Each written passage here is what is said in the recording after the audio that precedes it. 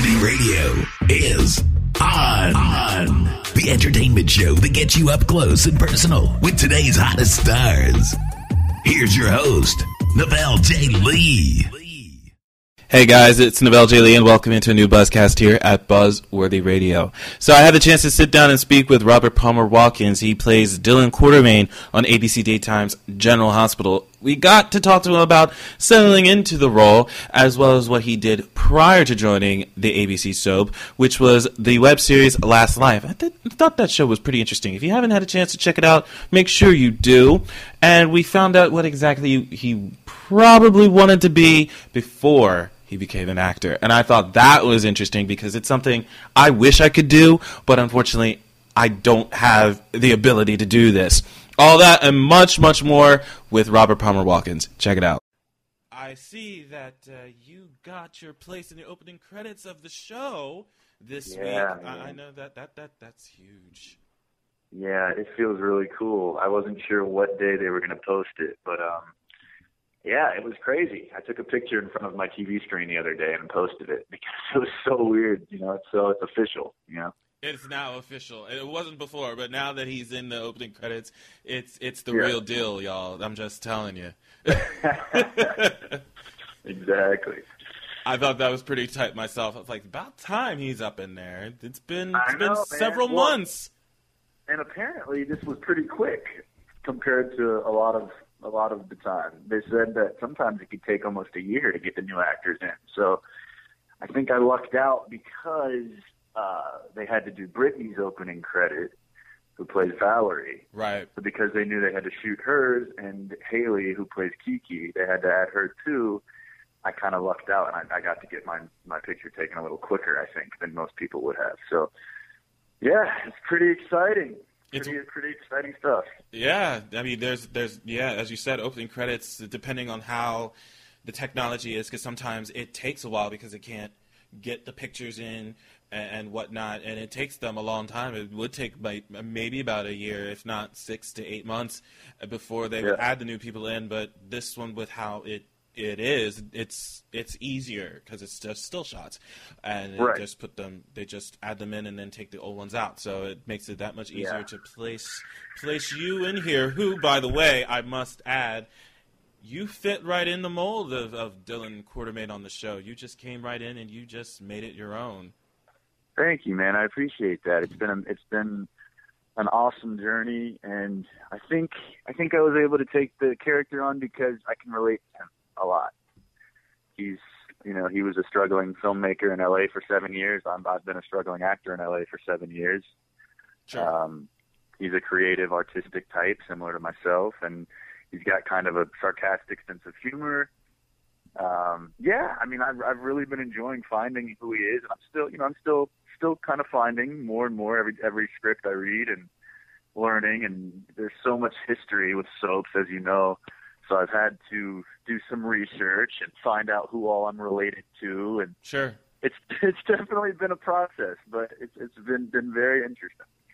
Yeah, I mean, this character, as you said, there's so much backstory to him, and I thought it was really cool and interesting because prior to you playing the part, Scott Clifton played the part, and right. I thought it was so awesome to see him tweet support for you when you first came on and take over this role, because as most of us know, recast, you have the fans that look at it and go like, oh, they're recasting this part. There's some kind of animosity there, but you really, I think you really found the niche for Dylan to play. So in essence to that, was it very difficult for you to come in knowing how popular this last actor was into the role, trying to make this your own, try to, be different than what the last actor did with it? Well, I really, when I was auditioning for the role, they kept it very secretive, and they didn't tell me that this was for a recast for Dylan. I had no idea until I actually booked it. They didn't even tell us at the screen test or anything. They had a fake name. I think the fake name was Dustin or something. Sure. So when I finally booked it, they told my manager and myself, and they said, you're playing Dylan Quartermain. He's a legacy character. He's part of the legacy family, the Quartermains. He was on the show before. And then I kind of did some research. But To be honest, I really didn't want to watch too much of Scott Clifton's work because I didn't want to try to, not that I would copy him, but I didn't want to have that in the back of my head, his choices. Because at the end of the day, I am a different actor playing him. And, you know, I think 7 years have gone by since he was on the show.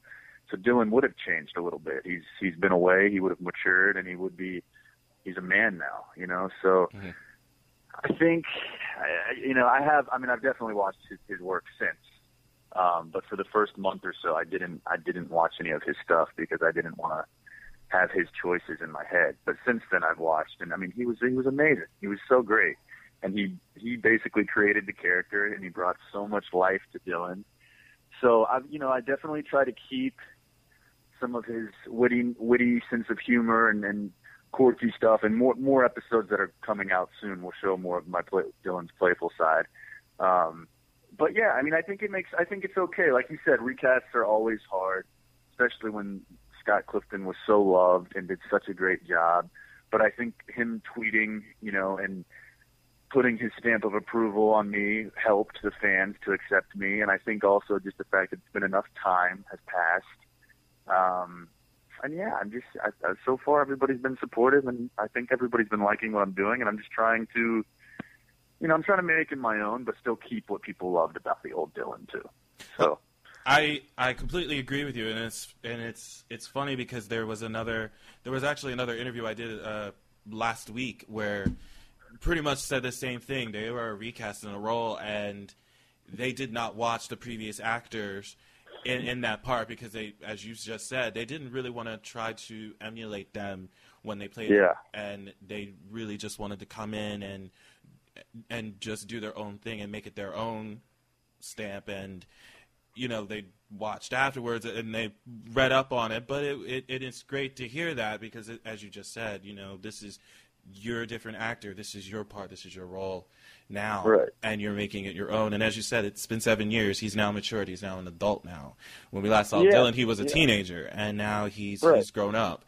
So that's a huge difference, and it's coming off very well. And you got an amazing cast on this show that you act opposite of, namely that of Jane Elliott, Emmy Ryland, Kirsten Storms, Brittany. I mean, the list goes on. What was it like going in on your first day? How was it?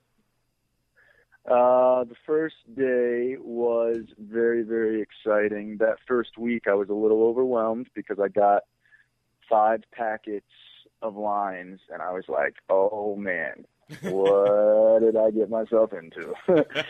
You know, I mean, soaps just move so fast, and it's unlike anything I've ever been a part of acting wise. So I had to kind of, you know, there's a learning curve that takes place, and you kind of just, you know, they threw me right in, as you saw. Like I had my first week, I shot like 5 episodes. So it was a little overwhelming, but as soon as I got on set, everybody was so supportive. Jane Elliott came right up to my dressing room, introduced herself.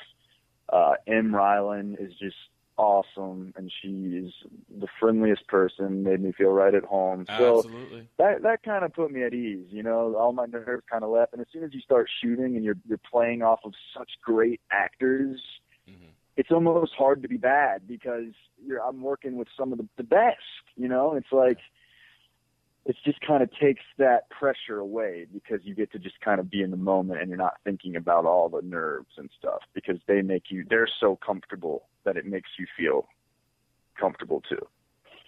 Absolutely. I mean, this cast, I can't say enough about. They're wonderful people, and I'm so glad they made you feel good on the show. So it makes it a whole lot easier for you to just go in and do work.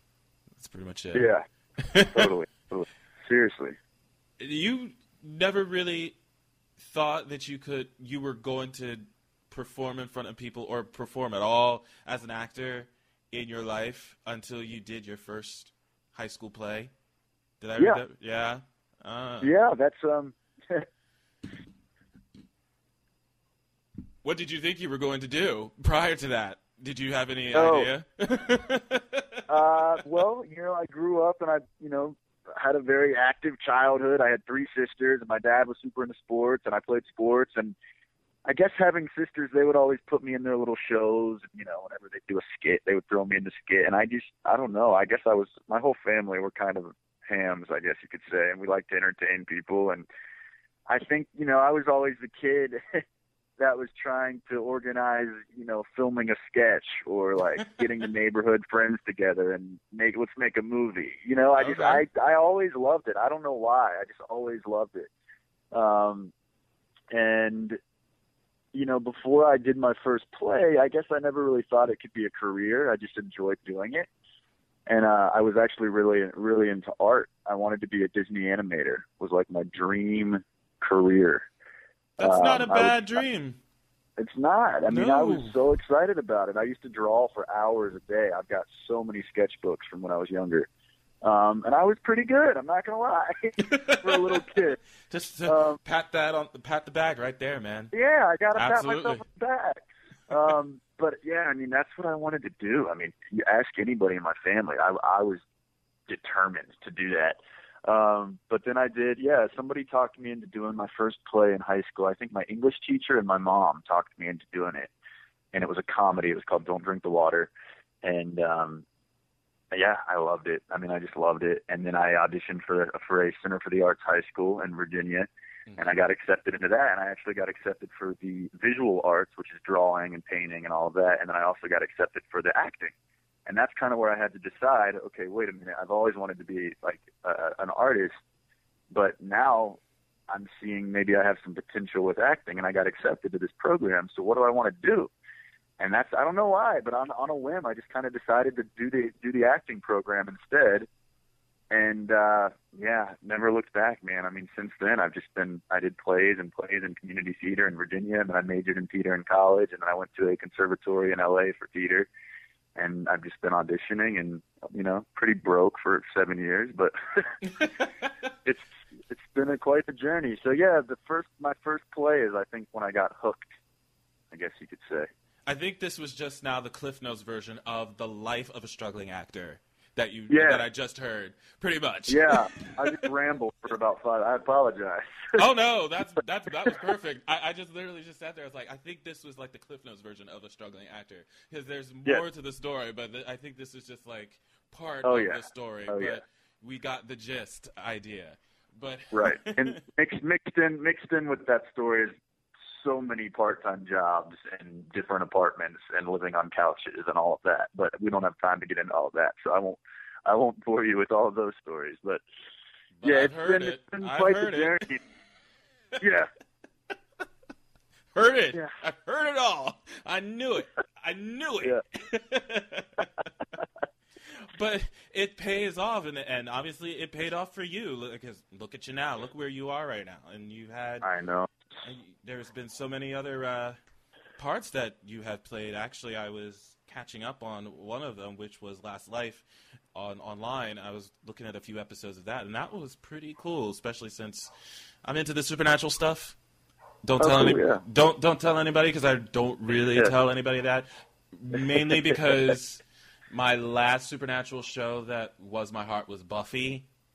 Oh yeah, great show. And my best friend makes fun of me because it's over, and he thinks I cried when it ended, and I told him I didn't. Hey, but nothing wrong with that. It was a great show, man. I think I might have welled up a little bit, but yeah, it sort of makes me feel. But watching that show, it was Buffy meets Twilight, which I think is god awful. But it does. It makes me think of that. It makes me think Buffy meets Twilight meets Charmed meets The Vampire Diaries. It all rolled into one thing. Yeah, that was a fun experience. We did that. I guess that was the last thing I shot right before I booked General Hospital, which is why I think they refer to that in a lot of the articles and stuff. When I first booked General Hospital, they mentioned that web series. But my friends put that on, and it actually did really, really well online. I think they had like over 1 million views total with all of the episodes, so that was really cool. I'm really happy for them. You played Shane in this show. Yes. A little bit of a player, asshole kind of guy. That was probably the best description for him, yes. Yeah, very different than Dylan. I think Dylan's definitely got a little bit of a cocky side, but Dylan has a really good heart. Yeah. And I think he treats